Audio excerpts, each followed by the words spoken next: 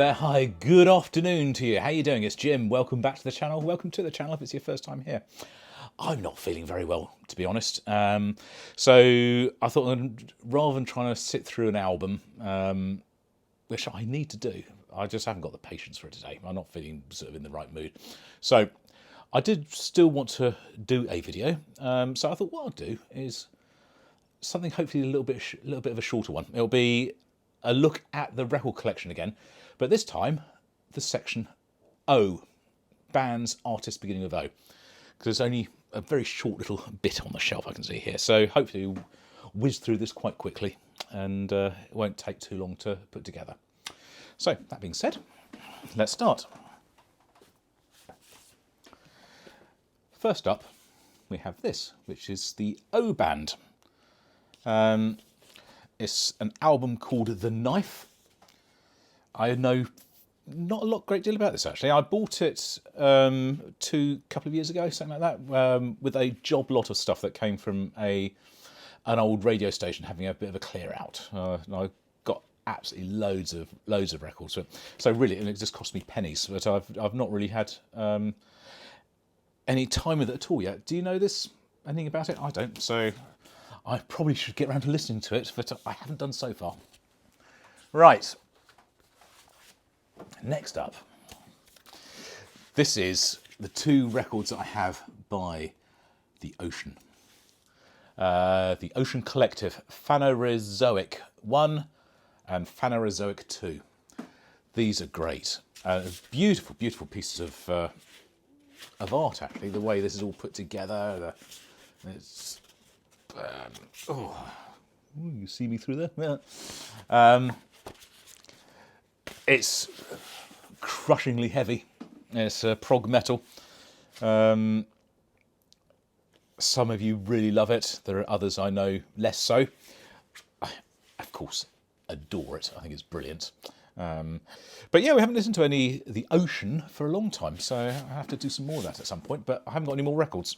So those are the only two I've got at the minute. Now, this is a big section now. I'll get them all out so we can do it all at the same time. You can see and enjoy Opeth. I've got a lot of Opeth on record. I'm sure you won't be surprised. Now, have I got these in any particular order? I don't think I have. I just talk amongst yourselves while I just sort this out. So there we go. First one I got here is Morning Rise. It's, to be honest, it's not peak Opeth. It's very early Opeth. It sounds okay, but it's a bit more polished, I suppose, than Orchid, but it's not really it's not the Opeth that I came to love, but it's an important one for me to have. Now, this is where it all gets difficult. How do I rank these? I'm not actually going to rank them at all. I was going to do them as they come out. So, Still Life. Oh, wonderful, wonderful, wonderful. This has got some fantastic tracks on here. I mean, you know it. I mean, you know what Opeth were and then what they became. This is what they were before they became more modern prog rock. This is sort of properly good prog metal. Concept album, Still Life. We also have Watershed. Of course we do. Heir Apparent, Coil, The Lotus Eater, Porcelain Heart, Hessian Peel. You know, all brilliant, brilliant, brilliant, brilliant. I cannot say enough things about this band.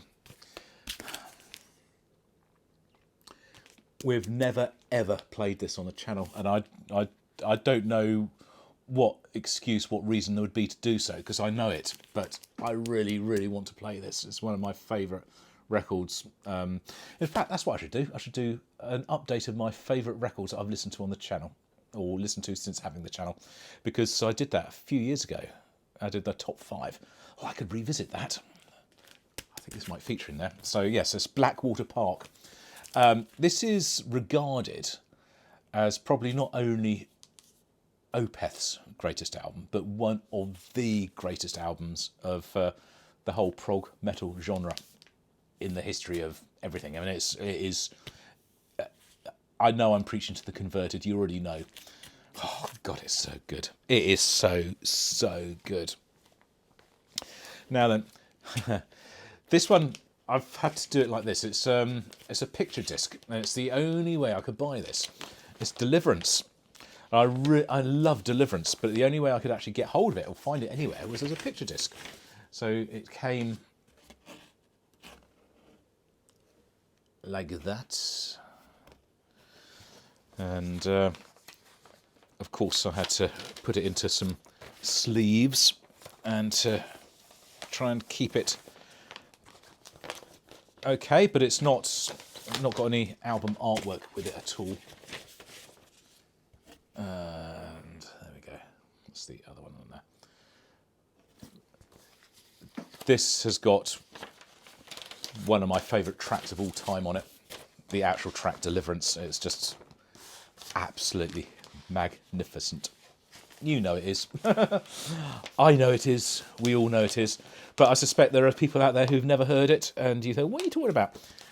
Ask me kindly and we'll play it again, because it is just so good. Right.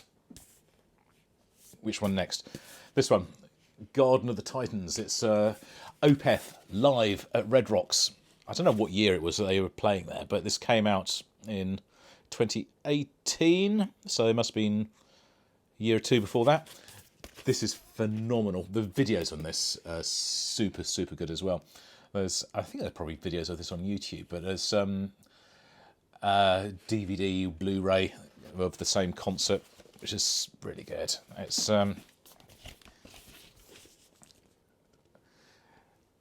playing a lot of the different stuff. So it's got a lot of the amazing stuff that I've already talked about, you know, sort of Ghost of Perdition, Deliverance itself, The Devil's Orchard.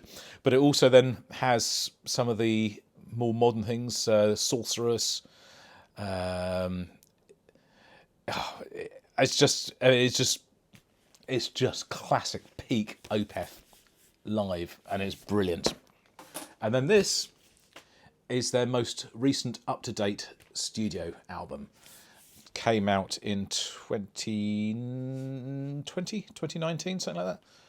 2019. So actually, this predates the pandemic. This is called In Corda Venenum, something like that. Interestingly, this was released in English and in Swedish. So this is the English version, but I have got the Swedish one on CD, which is interesting. It's exactly the same songs, but obviously just sung in Swedish. I think Michael Ackerfeldt said at the time, it's so much easier to write in your native tongue, and the words work better. So I think actually when he writes in Swedish and then translates it into English.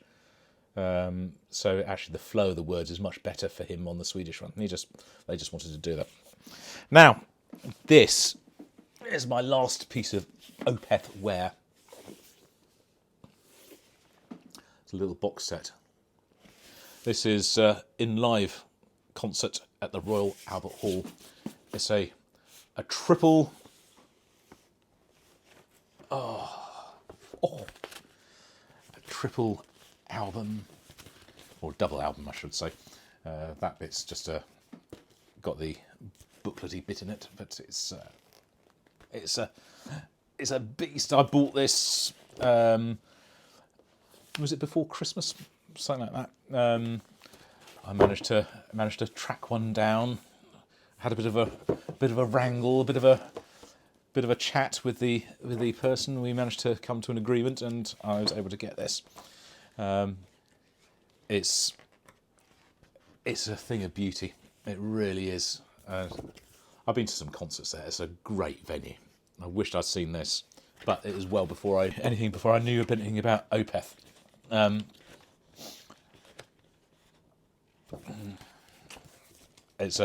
It is a prized possession.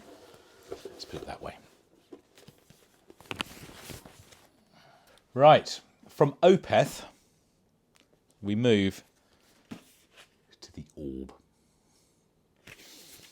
I've spoken about this band before, and I have listed this album, actually. I think it was Orb's Adventures Beyond the Ultra World as one of my all-time favourite records ever. I think my 10 albums that changed my life. This is one of them. It is just so good. It is from the early 1990s. It's electronica. It's I think the genre that was made up for it in the end, because they couldn't think of anything else, was ambient house. So it is. There's a lot of samples. There's a lot of synths. There's a lot of beats and rhythms, but it's all very, very, very chilled. Before chill out was a thing, it's amazing, absolutely amazing. They followed it up a year or two later with UF Orb, as good, as equally as good as their first album, and those two records by themselves, if they had never done anything else, would have been enough for me. Now they did a lot more stuff, and I've got other bits and pieces, but mostly on CD. The only other Orb one that I've got on vinyl is this, which features a certain Mr. David Gilmour on guitar. So yes, it is. It's the Orb with David Gilmour playing guitar over it, or with them. This is quite interesting. I did say at some stage we'd listen to this on the channel, but we haven't got around to it yet. But that's one we should do. It's called Metallic Spheres, and actually I think this was re-released quite recently. There, you don't think I'd not have it? That's it. David Gilmour and the Orb, Metallic Spheres, remixed. So basically, there's two very long tracks. There's a 20-minute one and a 19-minute one. So it's the same. It's just it's just another version of it. It's so good. Right. Next, I have two records by the band Orbit Culture. This is, what's this called? Shaman. It's an EP, and this is the first Orbit Culture I ever came across. This is courtesy of Maraxis Arcanist. It's incredibly heavy, and they are, I think, considered one of the most important metal bands on the planet now, and I totally understand why. They have just parted company with this label, Seek and Strike, and this was the last thing they did with them, or the last album they did with them, which is called Descent. This came out last summer, but as you all know, I had some trouble getting hold of this because I ordered it and it never arrived. It arrived, I think, in November or December. Anyway, months and months later. So they have now parted company with their label, unsurprisingly, and are with, I think, Century Media. So there we go. That's Orbit Culture. Incredibly heavy, incredibly important, very, very good band. Now, go somewhere completely different now. Completely different. It's just to show what sort of, I listen to all sorts of different music. This is Junk Culture by Orchestral Manoeuvres in the Dark, OMD. This is OMD as well, Orchestral Manoeuvres in the Dark, Architecture and Morality. They are two of their very early albums from the early 1980s. In fact, so early they don't even have barcodes on them. That shows you how early they are. 1981, and that's 1981 as well. Back in the days where bands released albums in the same year. So yeah, I'm sure you know Orchestral Manoeuvres in the Dark, certainly music of that era. We had Souvenir, Joan of Arc, Architecture and Morality, and on the other album, Junk Culture itself, Tesla Girls, Locomotion. What What was the... Was it Made of Orleans or something? There was another beautiful track that I loved. Anyway, that's Orchestral Manoeuvres in the Dark, OMD. Now, before we get on to the next big section of many records by the same band, I have one here, a bit of Otis Redding. Otis Redding Sings Soul. There is no, I don't know, there are no words to describe how good Otis Redding is as a singer. It's just fantastic, isn't it? And it doesn't matter whether you listen to metal or to prog or to rock or to whatever you listen to. There are some artists that just you need to listen to because they're just so good. Otis Redding is one of them, you know. It really is.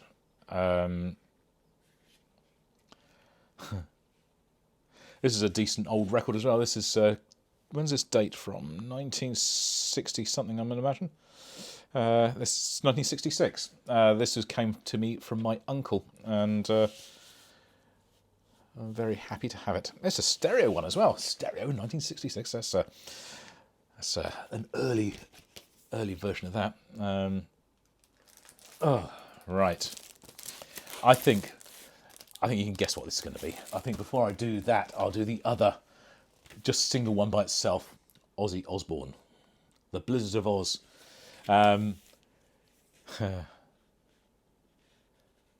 His beginning of his solo career after leaving Black Sabbath.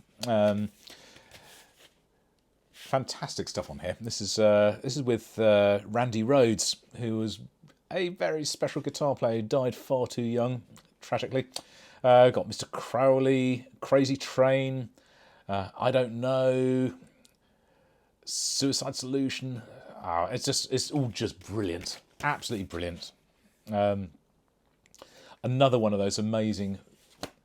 Not even a band, is he? Ozzy Osbourne is another one of those artists from the 1980s who was a mainstay on the Tommy Vance radio show, on the Friday Night Rock show, and I listened to a lot. So this is a proper memory of that time. So then we come up to a whole section here of, this is the last bit. These are all the same band. It's Ozric Tentacles. Pungent Effulgent. Erpland. Got Sploosh as a single. We got Strangitude. Jurassic Shift.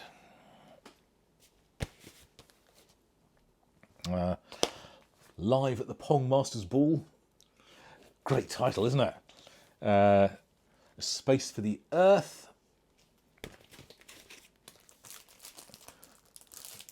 Paper Monkeys. And their most recent one, which came out last year, Lotus Unfolding. Ozric Tentacles. I've played them a lot on the channel. You know the sort of music it is. Psychedelic instrumental space rock. It's some of the most accomplished musicianship ever, and it's just music for the headphones, music for dancing, music for making you feel better. In fact, I need to listen to something that's going to make me feel a lot better, hopefully. I've known Ozric Tentacles since about end of the 1980s. It takes me back to being a 17, 18-year-old teenager sitting around at a friend's place, a whole bunch of us sitting around there, doing things we shouldn't be doing, imbibing things we shouldn't be imbibing, smoking things we shouldn't be smoking. This is all part of that experience. But it has to be said, you don't need any of that now to enjoy the music. It is just fantastic. But that's part of where I came from and part of my original, my origin story of Ozric Tentacles, I guess. Yeah. Love this band. Love this band. Love this band. That's not all the Ozrics I've got. I've got an awful lot on CD as well, but they are one of my favourites. So there we go. That is my O's. Got any O's? I hope you've enjoyed this, and I look forward to seeing you all on the next video, whenever and whatever that is. Until then, this is Jim, over